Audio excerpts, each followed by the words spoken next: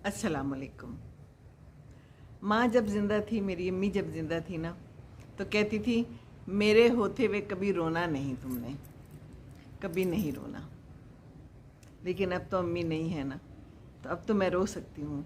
लेकिन अब पूछने किसने, किसी ने नहीं पूछना। किसी को पता भी नहीं चलता कि मैं रो रही हूँ कि नहीं रो रही, है ना। माँ को सब पता होता है, माँ जानती है। माँ शक्ल देख के पहचान लेती है कि बच्चे पे क्या गुजरा है। माँ अपने लिए सब कुछ छोड़ देती है। और फिर अगर कोई ऐसी माँ हो जो पहले ही दूसरों के लिए कुर्बान होती जाती हो, तो माँ बनने के बाद तो बस फिर वो बिल्कुल ही बच्चों की और अपने घर की होके रह जाती है। उसकी खुशी ही इस चीज़ में होती है कि बच्चा खुश हो जाए, बच्चे के लिए खाना पकाना, बच्चे के लिए सब कुछ करना, जो बच्चे की खुशी है, जो बच्चे की खुशी है। और माँ के लिए सब बच्चे बराबर होते हैं।